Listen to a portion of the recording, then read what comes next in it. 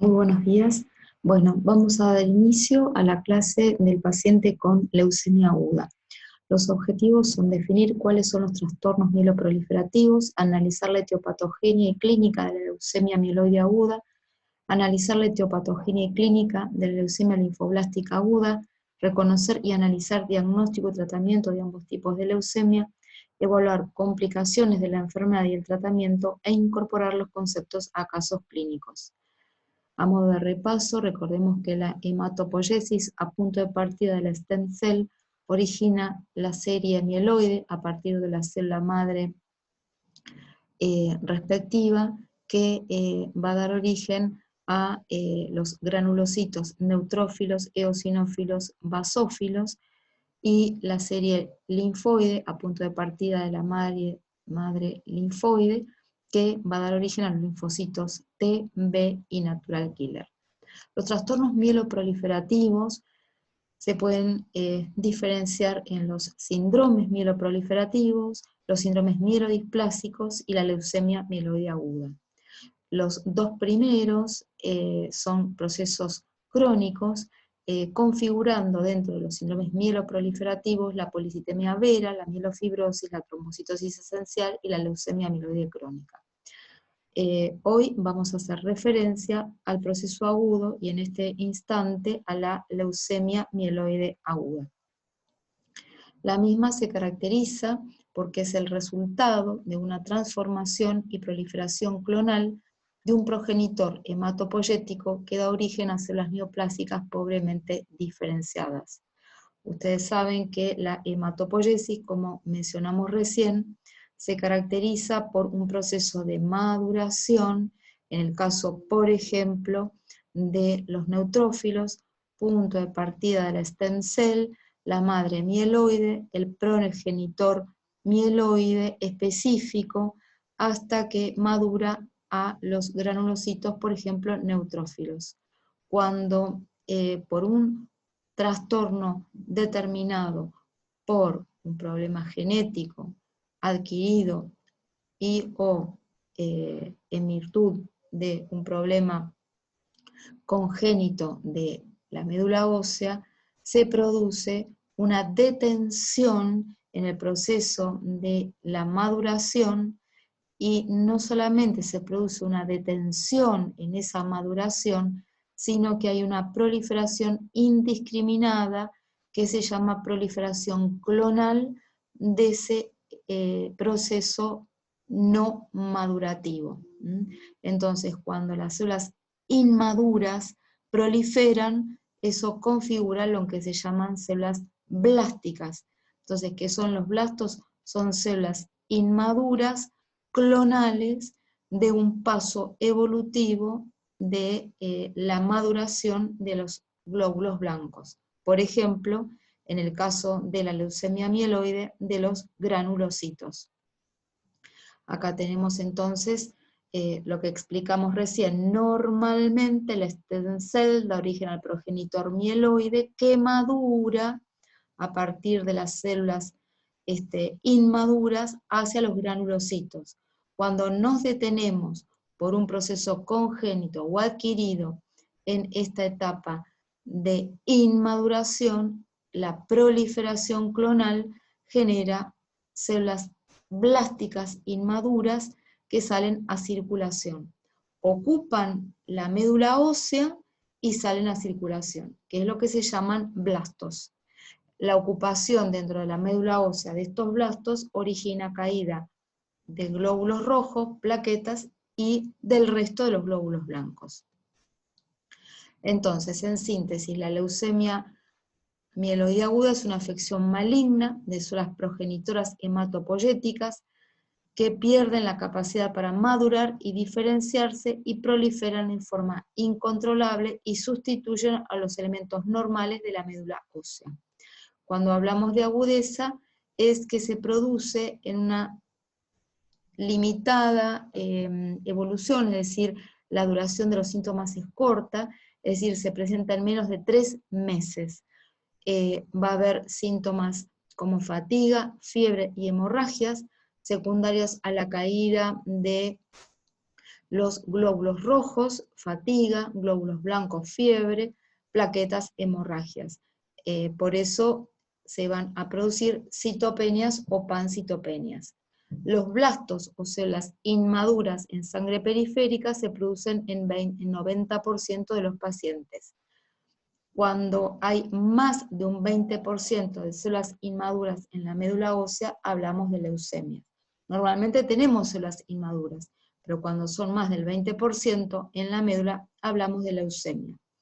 Si no salen a circulación y quedan dentro de la médula ósea, hablamos de leucemias aleucémicas que representan el 10%. Esta proliferación a veces no solamente sobrepasa la médula y aparecen estos blastos en sangre, sino que la sustitución de la médula ósea por células malignas puede estar representado en otros órganos, como por ejemplo en la piel, generando la leucemia cutis a nivel gastrointestinal, infiltrando la mucosa gastrointestinal por blastos, o las meninges. Imaginemos una mujer de 59 años de edad que ingresa por fiebre, deterioro del estado general y disnea grado 3. En el examen físico presenta rales subcrepitantes y marcada hipertrofia gingival, petequiado diseminado y no tolera el decúbito. A prima facie parecería que es una neumonía. Sin embargo, si hacemos referencia a lo que aprendimos recién, podemos pensar que esta proliferación clonal de blastos puede arribar al pulmón y la caída de las plaquetas generar un petequiado diseminado, es decir, un sangrado mucoso en piel, y la hipertrofia gingival sería la presencia también de estos blastos a nivel de la mucosa yugal. En la placa de tórax podemos tener infiltrados bilaterales, que son los blastos, que representan 120.000 de glóbulos blancos en esta paciente, que son blastos monocitoides. Además tenemos la anemia y la trombocitopenia. La médula ósea muestra una infiltración total con signos displásicos y la tinción es peroxidasa positiva. Esto significa que al microscopio óptico, cuando teñimos estas células y dan peroxidasa positiva, es característico de las células mieloides. Entonces la leucemia mieloide aguda, en este caso la monoblástica hiperleucocitaria, es lo que aconteció en nuestra paciente. Epidemiológicamente tienen una incidencia de 1,5 a 3 por 100.000 habitantes por año y representan en adulto el 80% de las leucemias agudas, o sea, la mieloide es la más frecuente en el adulto. Tienen una incidencia de 10.500 casos año y representa 7.800 muertes anuales. La mayoría de las causas son esporádicas por mutaciones adquiridas somáticas en las células hematopoyéticas. Puede ser hereditario o también como consecuencia de exposiciones ambientales. En el adulto, esto es lo que más tienen que recordar, la mieloide aguda es la más frecuente. Y si bien en los niños la linfoide aguda es la más frecuente, en el adulto puede representar el 20%. Esta es la clasificación más antigua, pero quizá es la más didáctica y la que a ustedes les va a servir. Recordemos que la maduración dentro de la médula ósea de la serie mieloide tiene esta evolución, y detenida en cualquiera de estos pasos con la proliferación monoclonal es lo que va a generar el tipo de leucemia. Si se detiene en la primera etapa de maduración de la serie mieloide, tenemos la indiferenciada. Un poquito más adelante, la M1 mieloblástica sin diferenciación. Después pasamos a la mieloblástica M2, y cuando llegamos al promielocito, que es la evolución del mieloblasto al promielocito, detenido en el tiempo y proliferando, tenemos la leucemia promielocítica. Después pasamos a la mielomonocítica y después a la monoblástica. Posteriormente, la mielomonocítica tiene algunas variantes, y la monoblástica, entonces recordemos que es la M5. Después pasamos a la M6, la eritroleucemia, y la M7 es la megacarioblástica. Pero lo más importante y se tienen que llevar de esta clase es esto: los síntomas de la leucemia mieloide aguda, que pueden ser por la anemia, por la caída de las plaquetas y del resto de los glóbulos blancos que no son los blastos. La proliferación desde la médula hacia la sangre va a determinar el arribo a veces de estos blastos en órganos, como el caso clínico de la paciente que era en el pulmón y en las encías. Disturbios metabólicos, porque la ruptura de esas células inmaduras, ¿sí?, genera lo que se llama un síndrome de lisis tumoral, con la liberación de ácido úrico tóxico para el riñón, de potasio, ¿sí?, que determina también esa ruptura de células, liberación de fósforo, y cuando aumenta el fósforo cae el calcio, que es lo que va a generar entonces esta lisis tumoral con acidosis metabólica secundaria a la liberación de ácidos de esas células blásticas. Hay infecciones secundarias entonces por la caída de los glóbulos blancos, y estas células inmaduras no nos pueden defender de las infecciones. Por eso, si bien pueden estar en gran cantidad estos blastos, son disfuncionantes. La leucemia mieloide aguda produce debilidad por la anemia, hemorragias por la caída de las plaquetas, pérdida de peso por ser un proceso neoplásico y la liberación de citoquinas de estas células neoplásicas, el dolor abdominal cuando hay infiltración de estas células blásticas en la mucosa intestinal, como hemos mencionado hoy, o en el hígado y en el vaso, la proliferación de estas células dentro de la médula, que no se acompaña de proliferación de los vasos de la médula, genera infartos óseos y dolores óseos.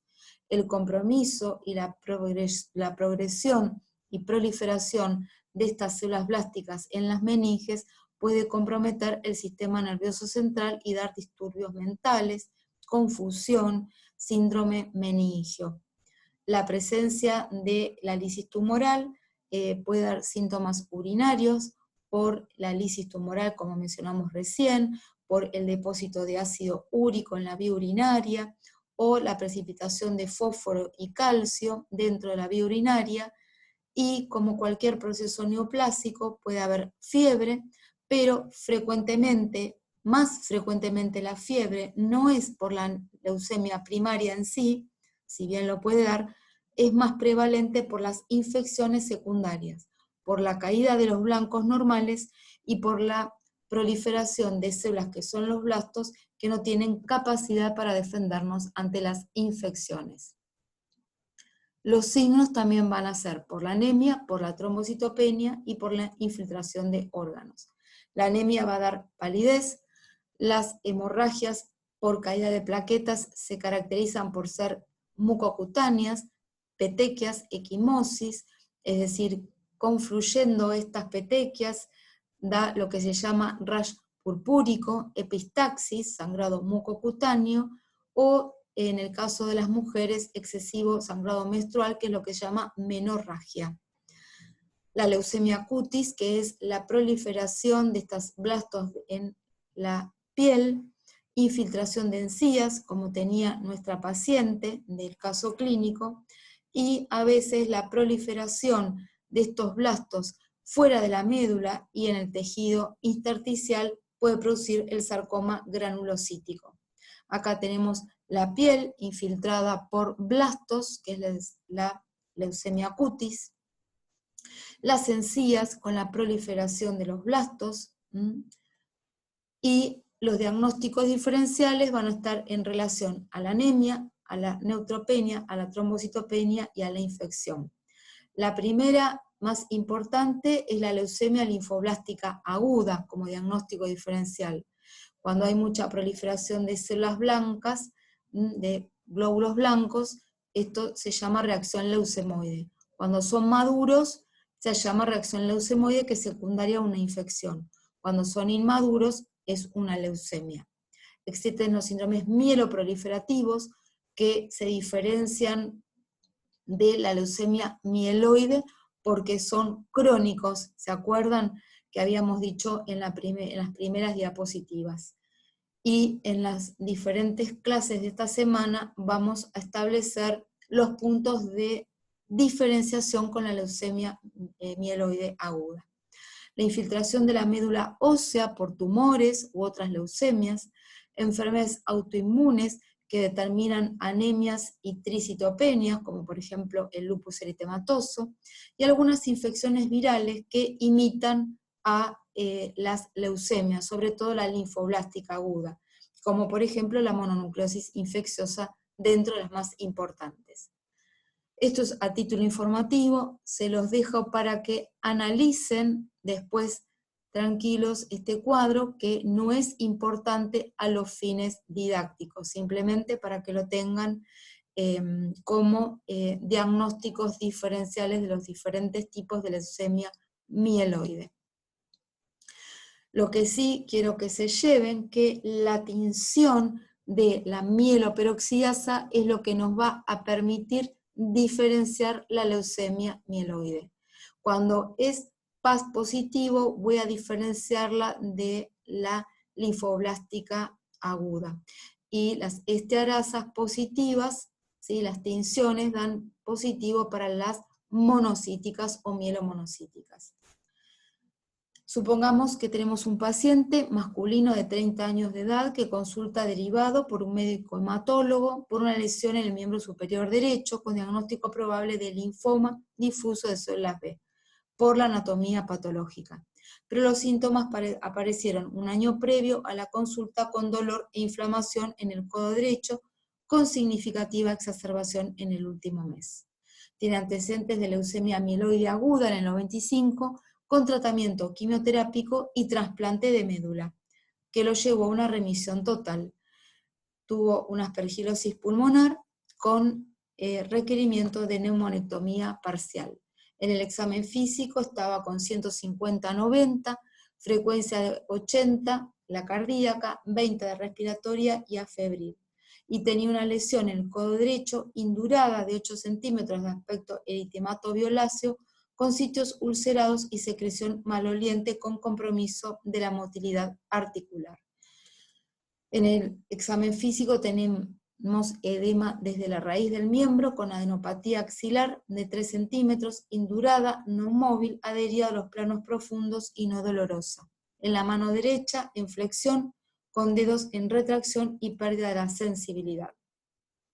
Esta es la lesión a nivel del codo y del antebrazo, con la mano en retracción, y esta es la secreción maloliente que hacía diferenciar un proceso neoplásico versus una infección o un proceso neoplásico con una sobreinfección.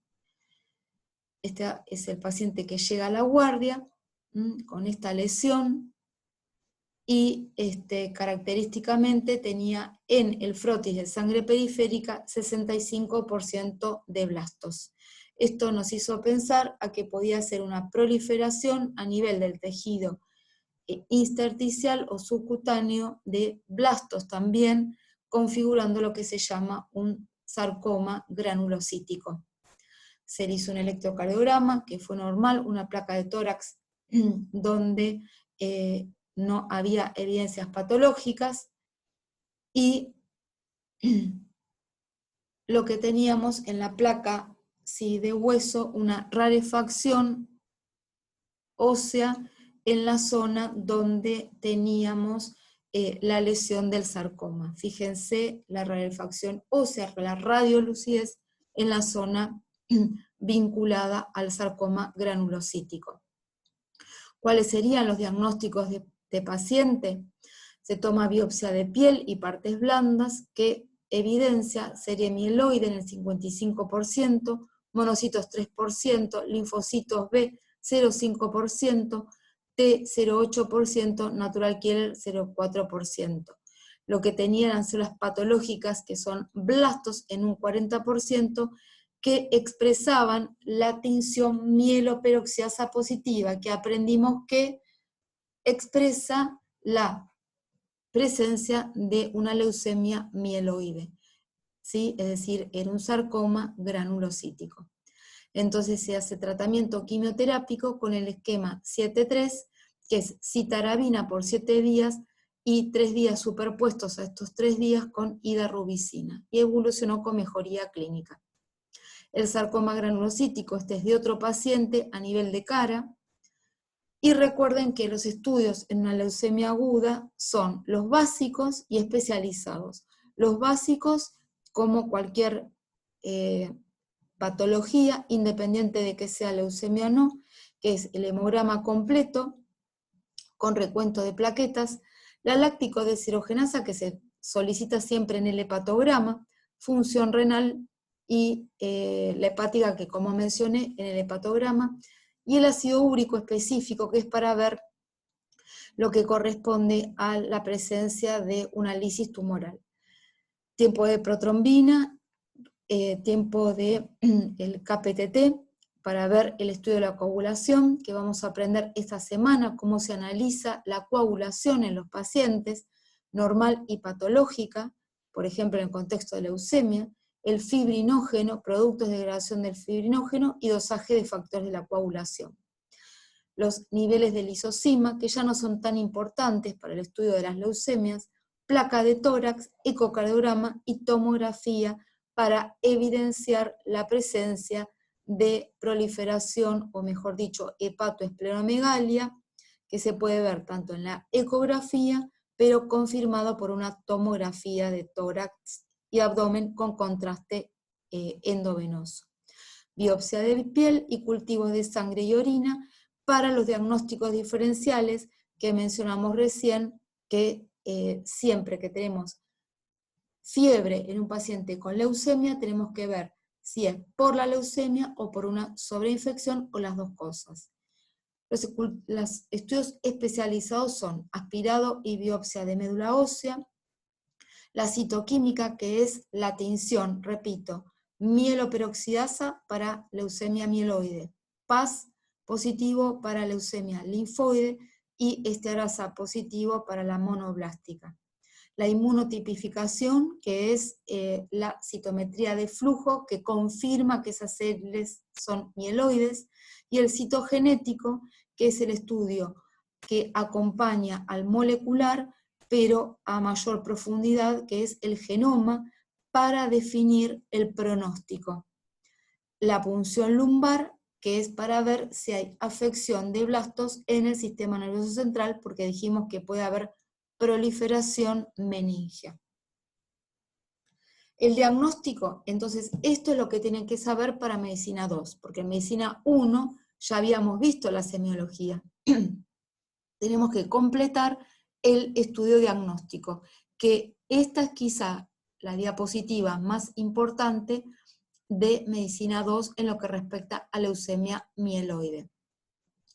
Diagnóstico. Comienza con anormalidades citológicas, que es la presencia de blastos en el frotis de sangre periférica.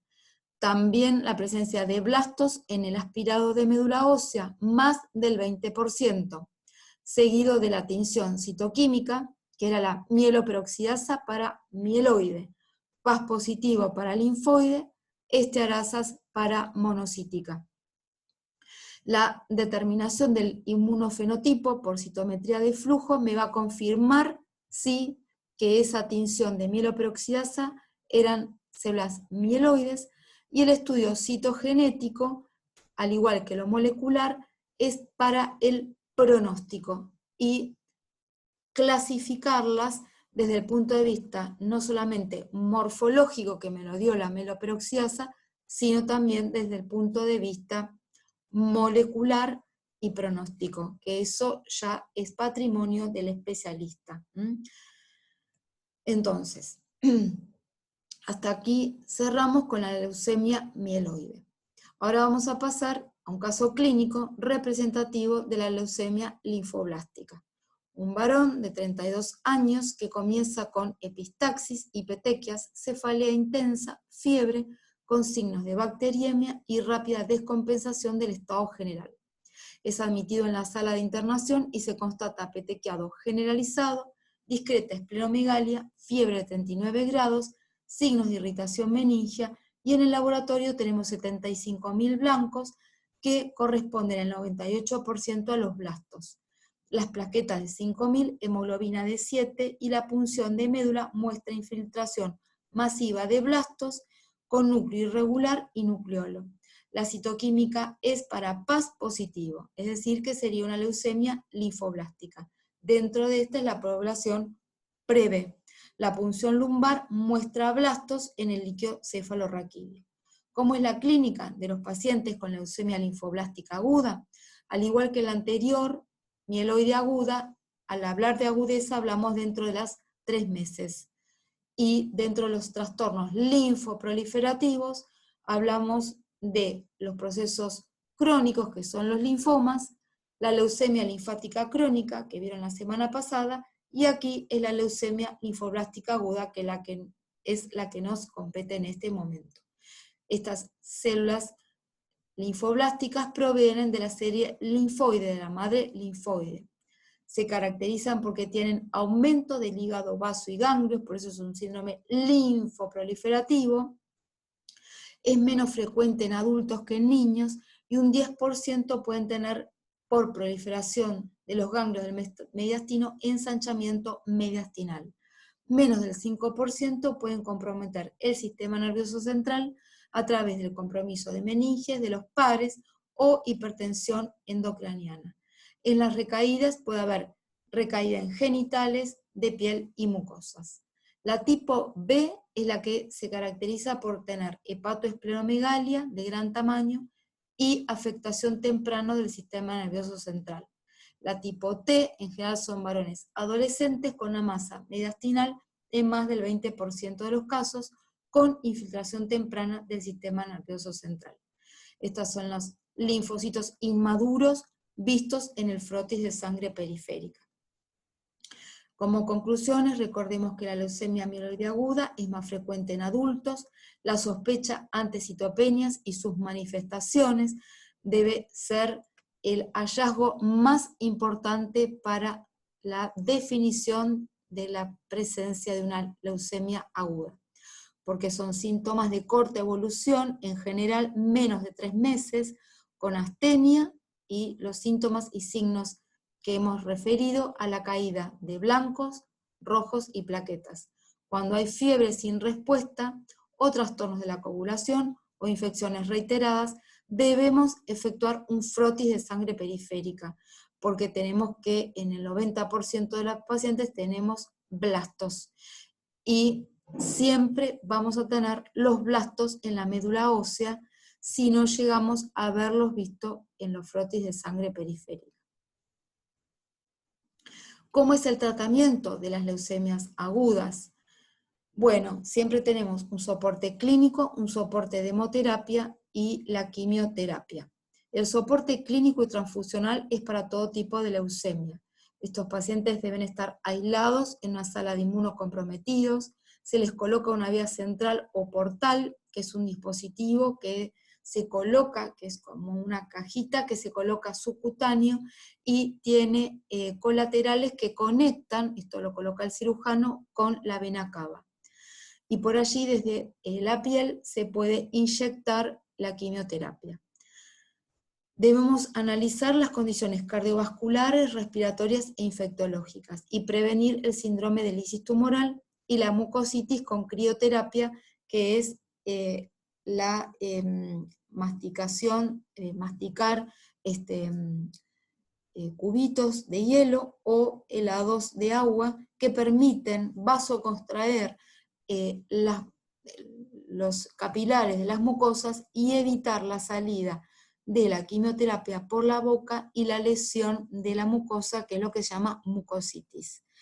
Y en cada caso se debe considerar la transfusión de rojos, cuando el paciente está anémico, con una hemoglobina por debajo de 9 u 8, porque en estos pacientes se trata de mantener una hemoglobina de 10.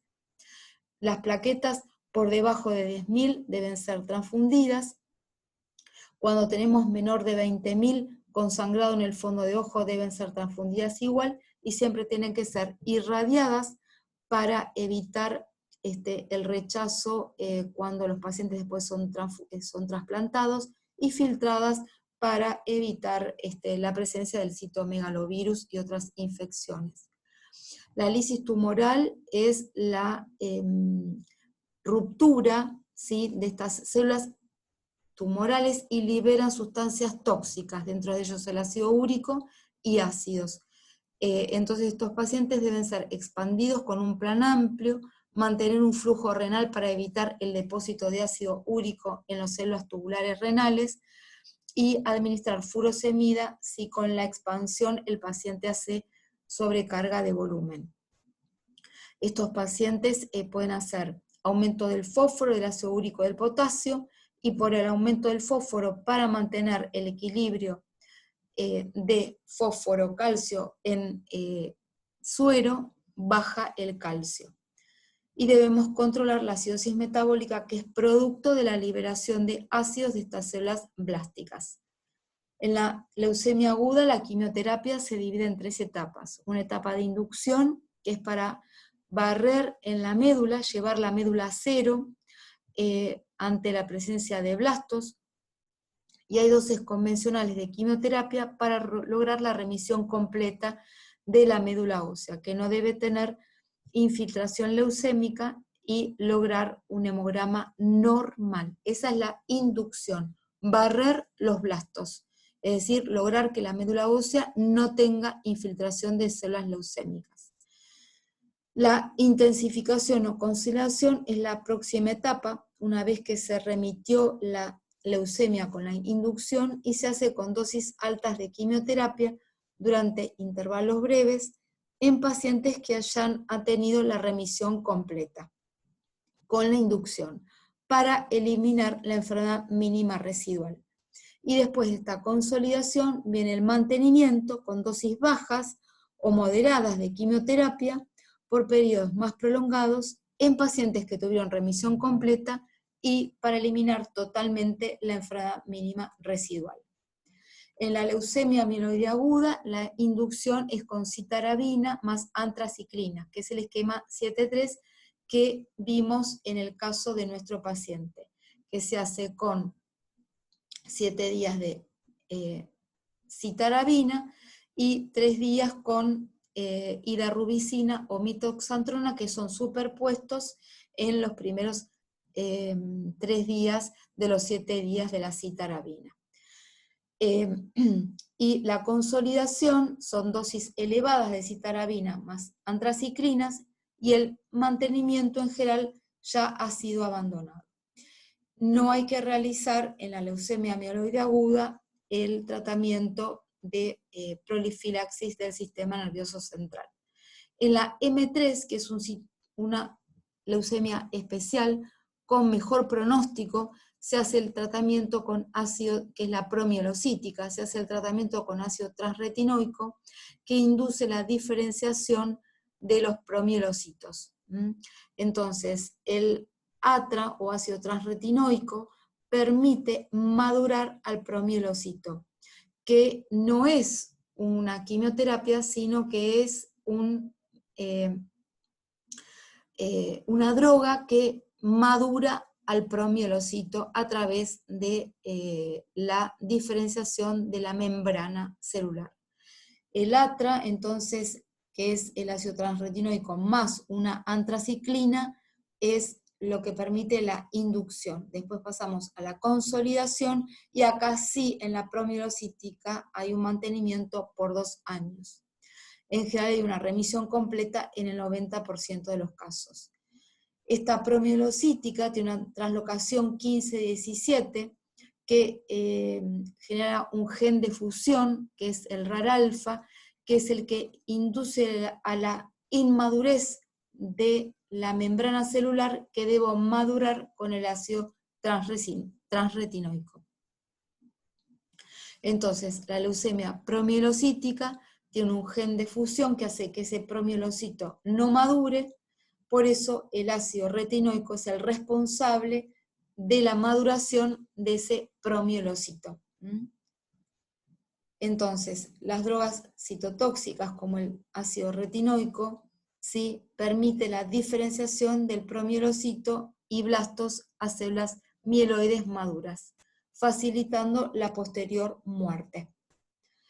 Ahora puede producirse un síndrome de diferenciación que genera la liberación de citoquinas o síndrome de ácido retinoico, que a veces puede ser una complicación fatal en un pequeño porcentaje cuando se hace la inducción de esta leucemia. Se manifiesta con fiebre, edemas periféricos, opacidades pulmonares, hipoxemia, dificultad respiratoria, hipotensión, disfunción renal, hepática y serositis. Esto se presenta en un 15% y tiene una mortalidad del 1,2%. ¿Sí? La trascendencia clínica del ácido transretinoico es que permite la remisión completa por la maduración de estos promielocitos, sin producir aplasia medular, porque este ácido transretinoico no actúa en la médula, sino en el promielocito madurándolo. Y rápidamente mejora una coagulopatía por consumo que es típica de este promielocito. El promielocito libera desde sus gránulos unas sustancias que consumen el fibrinógeno y puede producir una fibrinólisis primaria. Bien, entonces, este síndrome de ATRA, ¿sí? La toxicidad es muy semejante al síndrome de hipermeabilidad capilar por interleuquinas. Entonces, estas drogas citotóxicas que generan esta etapa de hipermeabilidad capilar, ¿sí? Da como un edema generalizado. Y hay una relación entre el incremento de los leucocitos durante el tratamiento con ATRA y el síndrome de ATRA. Estas drogas citotóxicas se pueden evitar su toxicidad adhiriendo a la quimioterapia el uso de corticoides. Se usa prednisona oral desde el inicio, ¿sí? Y permite mejorar y evitar el síndrome ATRA. Se da 10 miligramos de dexametasona cada 12 horas por 10 días como mínimo. La leucemia linfoblástica aguda se utiliza el esquema GATLA, que consiste en una inducción con dosis semanales de antraciclinas, vincristina, L-asparginasa, prednisona y profilaxis del sistema nervioso central, porque dijimos que la linfoblástica aguda puede afectar el sistema nervioso central. La consolidación es con dosis elevadas de metotrexate, citarabina y ciclos rotacionales de dichas drogas. El mantenimiento es por un periodo de 2 años y hay una remisión completa en un 70-80% de los pacientes con sobrevidas prolongadas. Y en la leucemia linfoblástica sí debe considerarse el trasplante de médula ósea en la primera remisión completa en los pacientes de alto riesgo y en la segunda remisión en los pacientes con recaídas. Las complicaciones de la quimioterapia son las citopenias, con los riesgos de sangrado por plaquetopenia, neutropenia febril, mucositis y lisis tumoral. Recordemos que el huésped inmunocomprometido es el que presenta alteraciones en uno o más de sus mecanismos de defensa inmunológica que lo pone en riesgo de infecciones graves. Entonces, los trastornos de la inmunidad natural o humoral produce trastornos inmunológicos vinculados a la enfermedad y la quimioterapia es la que nos va a llevar a la neutropenia, al igual que la ruptura de epitelios producida por esta quimioterapia y la mucositis. Entonces, esta mucositis es la que prevenimos con la crioterapia. La fiebre inducida por la neutropenia, ¿sí? Puede estar ausente en ancianos corticoides, entonces puede producir con los diferentes grados de neutropenia diferentes grados de infección. La neutropenia profunda y prolongada es la más riesgosa y es la que nos puede llevar a infecciones bacterianas como la pseudomonas, que da mortalidad alta, y las micóticas. Este es el hemograma normal, para que recuerden los valores normales, y los riesgos de infección. Por debajo de 500 y descenso en 48 horas a 500, profunda es menos de 100 neutrófilos, y recordemos que la funcional es cuando no tenemos caída de los neutrófilos, tenemos muchos blastos que tienen un defecto cualitativo, que también no nos permiten defenderlos. Entonces el comportamiento es igual que la neutropenia absoluta. La fiebre es una única medición de 38,3 central o bucal, o una temperatura sostenida por 1 hora de 38 grados centígrados. Recuerden que la neutropenia febril se puede dar en tumores sólidos, en las neoplasias hematológicos, y el 20 a 30% tendrán infecciones documentadas. Solamente el 20 a 30%. Y proviene del tracto intestinal, pulmón y piel. Recordemos que entonces, menos de 500 neutrófilos por milímetro cúbico, hay riesgo significativo, ¿sí?, de infección con escasos síntomas. Menos de 100 neutrófilos, riesgo elevadísimo sin síntomas. Y hay una activación de la inflamación alterada, por ejemplo en el caso de la neumonía, donde solamente tenemos fiebre, escasa tos y solamente tenemos crepitantes. No vamos a tener el síndrome de condensación clásica porque no tenemos neutrófilos. Este cuadro se los dejo a título informativo para que vean y repasen los diferentes gérmenes con los diferentes tipos de células que están alteradas. Entonces, cuando tenemos neutropenia profunda y prolongada, riesgo de hongos invasivos, y dentro de ellos la aspergilosis es la más importante. Ante la quimioterapia con una leucemia mieloide aguda o tumores sólidos, trasplantes de médula, enfermedad injerto contra huésped, trasplante de órganos sólidos, riesgo de infecciones a hongos.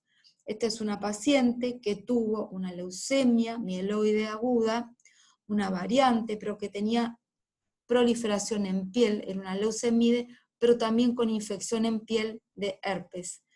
También tenía la hipertrofia gingival, ¿sí?, por infiltración de blastos en la encía, y herpes en la mucosa. También tenía a nivel nasal, fíjense, esto era leucemide y herpes. Esta misma paciente, cuando hace la quimioterapia, tenía este forúnculo, que no era forúnculo, sino que cuando se biopsió, era una cándida que proliferó a nivel de la piel en el contexto de neutropenia. El Aspergillus fumigatus es otro hongo característico de la neutropenia profunda. Este es un caso clínico que se los dijo también para que lo analicen, una mujer de 60 años, derivada por leucocitosis, y que se descubre una leucemia aguda. Y tenía leucocitosis con blastos, pero hace una infección con fiebre y disnea, con TEP, embolia de pulmón, pero además tenía una aspergilosis pulmonar, que actualmente está en remisión. Fíjense, esta paciente tenía, en el contexto del debut de una leucemia aguda con muchos blancos, eran blastos disfuncionantes, y generó esta lesión pulmonar por un Aspergillus. Este es otro paciente de 74 años de edad, con una leucemia linfática crónica, linfoma del manto, fue el diagnóstico final, y en el segundo ciclo de tratamiento hace una neutropenia profunda con infiltrados pulmonares, y acá tenemos el paciente con la esplenomegalia, linfoma del manto, esplenomegalia masiva, y lo que tenía entonces era una aspergilosis pulmonar. Entonces, diagnóstico precoz. Esto yo quiero que tengan la alerta y que no sea un diagnóstico por autopsia. sino que lo sospechen e inicien un tratamiento precoz. Entonces, el riesgo alto de estos pacientes hace que tengamos que iniciar un tratamiento empírico, ¿sí? Que depende del lugar y la duración. Alto riesgo, prolongada y profunda neutropenia, con comorbilidades, hipotensión, neumonía, abdomen agudo y cambios neurológicos. Bajo riesgo son pacientes con breve neutropenia, sin comorbilidades y en general son los de tumores sólidos. Alto riesgo, paciente tiene que estar internado con antibióticos empíricos y endovenosos. Los de bajo riesgo lo pueden hacer ambulatorio. Alto riesgo, ¿sí? Necesitan recibir vancomicina si el paciente tiene una neumonía, si tiene infecciones de partes blandas, infecciones asociadas a catéteres, hemodinámicamente inestable o colonizado con estafilococos. Debemos asociar en los pacientes de alto riesgo carbapenem, amicacina o ciprofloxacina o polimixina si tenemos la sospecha de gram negativos, y en el contexto de un paciente hemodinámicamente inestable con sepsis y neumonía. Si el paciente tiene afección gastrointestinal, debemos asociar metronidazol por boca si hay sospecha de Clostridium difficile. Y si el paciente tiene sospecha de descompensación hemodinámica y fiebre de más de 4 o 7 días, debemos utilizar antifúngicos. Entonces, la lisis tumoral es la presencia de una complicación metabólica por la ruptura de estas células inmaduras. La primera descripción fue en el año 74 en contexto de leucemias y linfomas, y la presencia de ácido úrico con falla renal nos debe hacer sospechar la lisis tumoral. Entonces, las células tumorales con necrosis liberan componentes que alteran la homeostasis externa y producen, a partir del aumento del ácido úrico, el potasio aumentado, el fósforo aumentado, con la hipocalcemia, arritmias cardíacas, convulsiones e insuficiencia renal aguda. Entonces, estos pacientes pueden tener 2 o más criterios por aumento del ácido úrico, del potasio, del fósforo o caída del calcio. Y estas instancias de amenaza vital: arritmias, convulsiones e insuficiencia renal aguda. Entonces, pueden tener algunas de estas manifestaciones clínicas, estos datos de laboratorio, ¿sí? 2 o más de estos datos de laboratorio, más la manifestación clínica, nos habla de la lisis tumoral. Esta lisis también libera citoquinas a punto de partida de estos blastos, generando una falla multiorgánica que puede evolucionar a la muerte. Entonces, los pacientes deben ser tratados con allopurinol, pero evita entonces la formación de ácido úrico, pero no evita la formación de santina, que es un precursor que también es tóxico.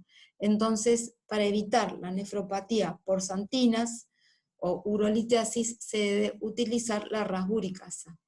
Estos pacientes deben tener una alta hidratación para evitar el depósito de ácido úrico. ¿Sí? El paciente debe recibir 2,5 litros a 3 mililitros por metro cuadrado por día, ¿sí? Para permitir la importante fluidez urinaria y evitar la precipitación de ácido úrico. Se utiliza si el paciente con la expansión hace sobrecarga hídrica o no logra mantener un flujo urinario adecuado, se utiliza la furosemida en una dosis de 2 miligramos kilo hora. Bueno, muchas gracias.